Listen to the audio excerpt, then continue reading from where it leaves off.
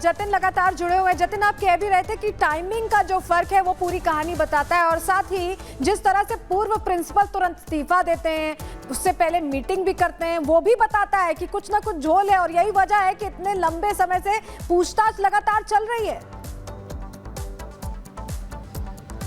आज बिल्कुल देखिए, झोल बिल्कुल है, और यही कारण था कि कोलकाता हाईकोर्ट ने इस पूरे मामले की जांच जो है वो सीबीआई को ट्रांसफर कर दी। आप इसको में भी आप इस पेज को समझिए कि विक्टिम फैमिली कोलकाता हाईकोर्ट गई थी, वो पुलिस की थ्योरी से, यानी कि कोलकाता पुलिस की थ्योरी से संतुष्ट नहीं थे, और विक्टिम फैमिली की पिटीशन पर ही ये जो मामला है वो सीबीआई को ट्रांसफर कर दिया गया। तो जिस तरीके से हमने आपको ये भी सुनाया कि कैसे विक्टिम फैमिली ने जब रिपब्लिक भारत से बात की तो ये तमाम सवाल खड़े किए। अब उसके सबूत भी हमने अपने जो व्यूअर्स है उनको दिखा दिया कि कॉल रिकॉर्डिंग में किस तरीके से जो मेडिकल सुपरिटेंडेंट है वो गलत बात कर रही है, और एक बार नहीं 2 बार उन्होंने जो कॉल पे बात की तो दोनों बार गलत जानकारी पीड़ित परिवार को दी। अब सवाल ये खड़ा होता है कि आखिरकार इसकी जरूरत क्यों पड़ी? कौन वो शख्स है जिसने ये बोला मेडिकल सुपरिटेंडेंट को या सुपरवाइजर जो भी वहां पर थे कि आप गलत जानकारी विक्टिम परिवार को दे? और यही कारण है कि उस समय के मौजूदा प्रिंसिपल संदीप घोष, जिनको अब आईएमए ने भी सस्पेंड कर दिया है, सवाल खड़े हुए थे, और उसके बाद अभी भी सीबीआई की टीम जांच में जुटी हुई है। बहुत बहुत शुक्रिया जतिन आपका तमाम जानकारी देने के लिए। पश्चिम बंगाल में क्या हो रहा है,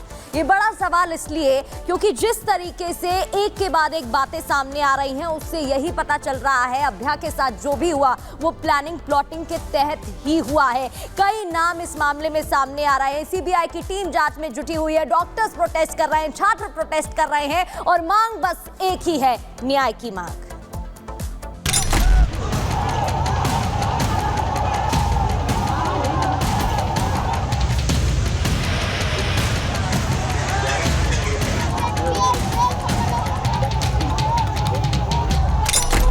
মোদি বাবু, আপনার পার্টিকে দিয়ে আগুন লাগাচ্ছেন, মনে রাখবেন বাংলায় যদি আগুন লাগান।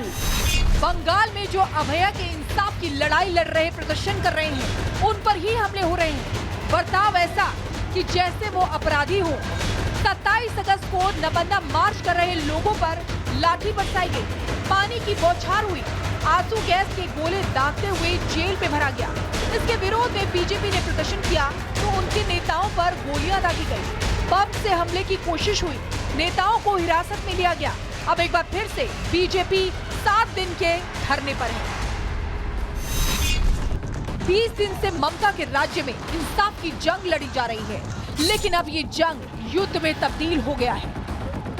माँ माटी मानुष के ध्येय वाक्य वाले बंगाल में इंसाफ की जंग की तस्वीर ऐसी होगी, ये किसी ने नहीं सोचा था।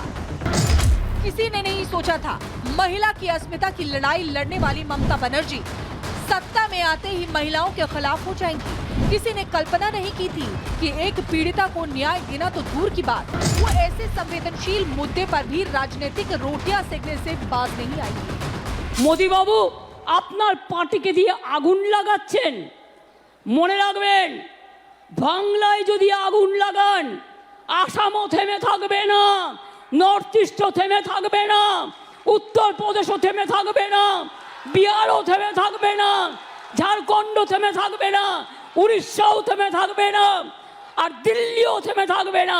আপনার চেয়ারটা আমরা টলমলো করে দেবো।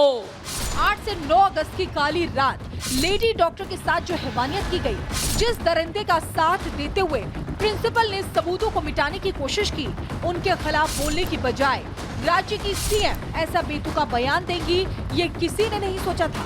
अब ऐसे में सुलगता बंगाल सवाल पूछ रहा है, अपने गुनहगारों की तलाश में चारों तरफ नजरें दौड़ा रहा है।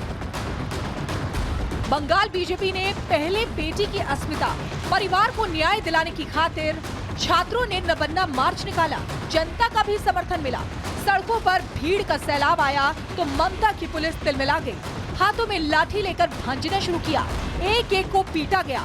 इससे भी बात नहीं बनी तो आंसू गैस के गोले दागे गए, भीड़ को तितर बितर करने के लिए पानी की बौछार मारी गई। छात्रों पर लाठीचार्ज के विरोध में बीजेपी ने बंद बुलाया तो ममता पुलिस हाथों में डंडा लेकर सड़कों पर उतर आई। जो भी सामने आया उस पर लाठियों की बौछार की गई। टीएमसी के नेता गोलियां बरसाते कैमरे में कैद हुए। इन पर कार्रवाई करने की जगह बंगाल पुलिस ने प्रदर्शन कर रहे बीजेपी नेताओं को ही जेल में भरना शुरू कर दिया। बावजूद इसके बीजेपी ने हार नहीं मानी। पीड़िता को न्याय दिलाने के लिए कोलकाता हाई कोर्ट पहुंची। 7 दिन के धरने की अनुमति ली। आज बीजेपी नेता एस्प्लेनेड वाइड चैनल पर धरना देंगे। 30 अगस्त को महिला विंग राज्य महिला आयोग कार्यालय का घेराव करेगी। 2 सितंबर को जिला मजिस्ट्रेट कार्यालयों, 4 सितंबर को ब्लॉक कार्यालयों पर धरना देगी और फिर 6 सितंबर को हर मंडल के आगे के प्रदर्शनों के साथ विरोध प्रदर्शन तेज करने की योजना बनाई गई है। इसके साथ ही सितंबर के पहले हफ्ते में 2 घंटे का चक्का जाम भी रहेगा। साफ है कि बंगाल में इंसाफ की जंग इतनी आसान नहीं है। विवेकानंद की धरती पर जन की बात न हो तो विरोध होना लाजमी ही है। Bureau report, Republic Bharat. वहीं कांग्रेस नेता अधीर रंजन चौधरी ने भी प्रश्न खड़े किए हैं कि ममता बनर्जी सरकार इस पूरे प्रकरण की सही से जांच होने देना नहीं चाहती और यही वजह है कि अनाप शनाप बोलकर पूरे मामले को गुमराह कर रही है। क्या कहा है अधीर रंजन चौधरी ने, सुनिए। ममता बनर्जी खुद ये नहीं चाहते कि इसका सही ढंग से तफ्तीश हो, बहुत सारे राज खुल जाएगी ना, वो नहीं चाहती, इसलिए अनाप शनाप बोलते लोगों को डराने की कोशिश करे, लोगों को गुमराह करने की कोशिश करे और आम लोगों की निगाह भटकने की कोशिश कर रही है। लेकिन लोग छोड़ने वाला नहीं है, ये जन आंदोलन में शामिल तब्दील हो चुके हैं। सुना आपने, अधीर रंजन चौधरी भी गुस्सा जाहिर कर रहे हैं। वहीं गिरिराज सिंह ने भी प्रश्न खड़े किए। उन्होंने कहा है कि ये वो सरकार है जो प्रदर्शनकारियों पर लाठियां भाजती है। सुनिए गिरिराज सिंह ने कैसे हमला बोला है। बंगाल में उपद्रव थमने का नाम नहीं ले रहा है और नेताओं के बीच प्रहार जारी है। हमारे साथ मौजूद हैं केंद्रीय मंत्री गिरिराज सिंह जी। गिरिराज जी, ममता बनर्जी ने बयान दिया कि अगर आप लोग केंद्र सरकार और भारतीय जनता पार्टी खासकर ज़्यादा बंगाल में उपद्रव मचाएगी या तंग करेगी तो पूरे देश में आग फैल जाएगा। देखिए, उल्टे चोर कोतवाल को डांटे, ममता बनर्जी वही है, चोरी और सीना जोड़ी। शर्म भी नहीं आ रहा है, बंगाल की डॉक्टर बेटी का गैंग रेप हो और वो मार्च करें, धरना पर बैठे हैं और जो विद्यार्थी मार्च करे उसे लाठी से पिटवाएं और बीजेपी अगर करे तो गोली मरवावें और उल्टे कानून तोड़ने की बात। मोदी के रहते कोई देश को जला नहीं सकता। इन पर तो देशद्रोह का मुकदमा चलना चाहिए, जो खुल के कहे कि मैं पूरा देश जला दूंगा। किसको अधिकार दिया है कानून कि देश को और राज्य को जला देने का? और ये राहुल गांधी और लालू यादव और तेजस्वी यादव, अखिलेश बलात्कारियों के साथ खड़े हैं, इनकी जुबान नहीं खुल रही है। आपको क्या लगता है कि सेडिशन का चार्ज लगना चाहिए ममता बनर्जी पर, देशद्रोह का? क्यों नहीं लगना चाहिए? जो एक संवैधानिक पद पर बैठ करके कहे कि मैं जला दूंगी, ये कोई मुख्यमंत्री का वक्तव्य है? ये तो लगता है फ्रस्ट्रेशन में है। बंगाल की जनता इनसे पूछ रही है।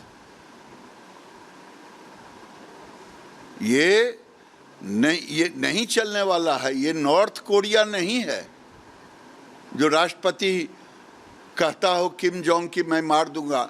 मार दिए हैं। ये भी इन्होंने अपने अपोजिशन में मुखिया के चुनाव में खड़ा हुआ, जो जीता उसकी हत्या भी कराए। वो कह रही हैं कि हम तो जांच करा ही रहे हैं, कार्रवाई कर रहे हैं, फिर भी बीजेपी पॉलिटिकल माइलेज लेने के लिए अननेसेसरी यहाँ पर दबाव की राजनीति कर रही है। पॉलिटिकल माइलेज है। संजय राय कौन था? इनका कार्यकर्ता था। उन ऐसे हजारों कार्यकर्ताओं को विभिन्न विभाग में, ये भी एक स्कैंडल है, सरकारी पैसे से कार्यकर्ता के रूप में गुंडागर्दी करवाना। संजय राय भी उसी में था। राज खुलने के डर से सारे जितने भी सबूत थे 4 दिन में मिटाने का काम किया। गिरिराज जी, तमाम विरोध के बावजूद लगातार 3 बार से, लेकिन 2/3 मेजॉरिटी से वो जीत रही। 2/3 मेजॉरिटी से जीतने वाला को कहाँ अधिकार मिला है कि बेटी को गैंग रेप करवाए और उसको संरक्षण दे?